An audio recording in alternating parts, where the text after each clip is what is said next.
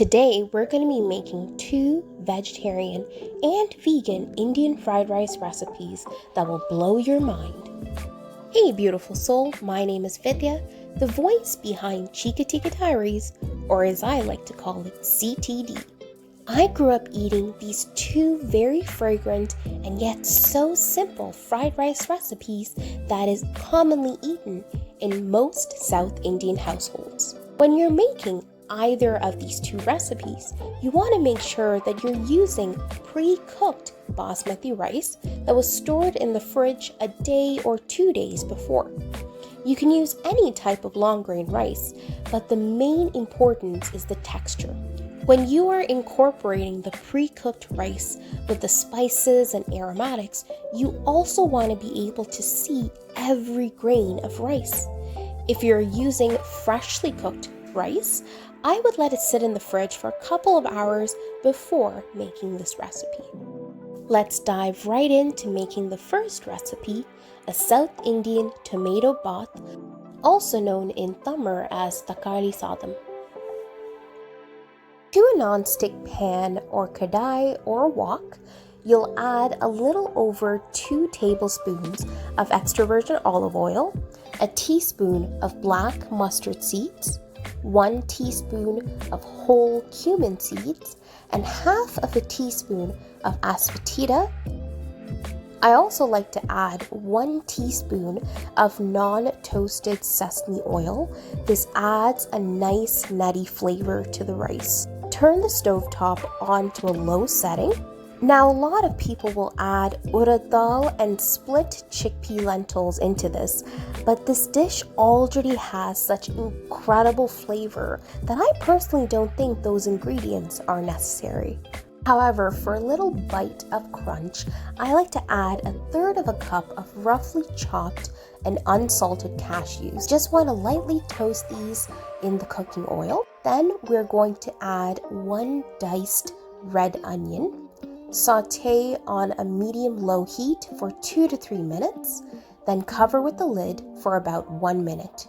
We want to let the onions sweat a little, and once it comes into a pink, glassy-like coating, we're going to be adding our finely chopped ginger, 2 garlic cloves that are also finely chopped, and 3 green Thai chili peppers. Saute this once again on a medium-low heat for 2 to 3 minutes. And we're now going to be adding 1 teaspoon of salt. Mix all of the ingredients together and once more cover with the lid. We're going to once again allow the onions to sweat a little bit. Next, we'll be adding 2 roughly diced tomatoes. Combine this on a medium setting, and feel free to also use your ladle at this point to squish any of the bigger chunks of tomatoes. We want to make this come into a slightly mushy consistency. Also, since tomatoes is the star of this recipe, feel free to add more than what I used. After about 3 minutes, I like to add pre-chopped cilantro that I meal prepped earlier in the week. This step is completely optional, but it does add value to the flavor of this fried rice. Now we'll be adding our spices, 1 teaspoon of red chili powder and 1 teaspoon of turmeric powder.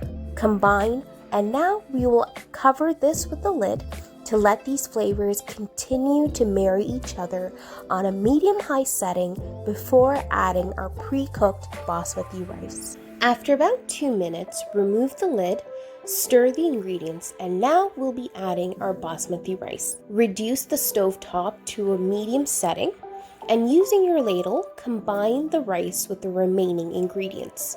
But remember not to overmix and to use a soft, light hand, as we want to make sure we aren't squishing the rice together.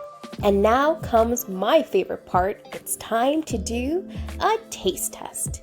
Tasting your homemade South Indian tomato baat is the best way to know if you want more salt or spice. Since this was absolutely on point, I sprinkled on top some roughly chopped cilantro and served it up with a side of bundi raita, chef's kiss.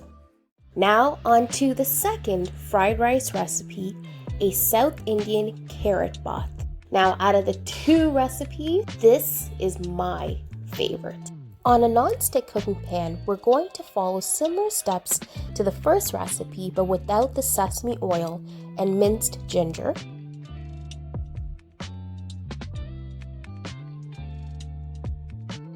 Once our whole spices start to crackle and pop, add half of a diced white onion. Instead of crushed cashews, we'll be adding unsalted and whole cashews. Sauté for 2 minutes. In this carrot bath, feel free to add more green chili and garlic, since this is what will add incredible flavor to this dish. Sauté all aromatics together with 1 teaspoon of salt on a medium heat for 2 minutes before adding our spices. Combine everything on a medium-high setting before covering it with the lid. After 3 minutes, remove the lid, and if you find that the moisture has evaporated, add 1/3 cup of water.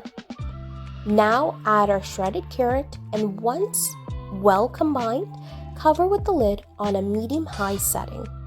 After another 2 minutes, remove the lid, and I like to add another teaspoon of olive oil, but feel free to also use ghee, as we want the shredded carrots to also have a nice shiny gloss to it, especially when we add in our pre-cooked basmati rice.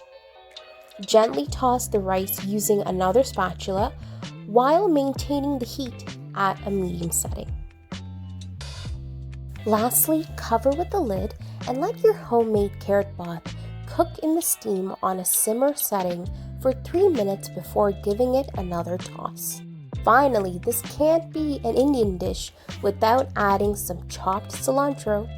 Also, I can't be the only one who prefers to cut my herbs using kitchen scissors. Let me know in the comments below if you are the same.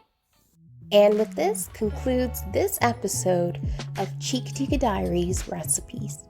If you end up recreating any of these 2 recipes, make sure to take a picture and tag CTD on Instagram. If you found value in today's recipe video, make sure to hit that like button and subscribe to this channel so you don't miss any future CTD recipe videos. The full written recipe can be found on my website.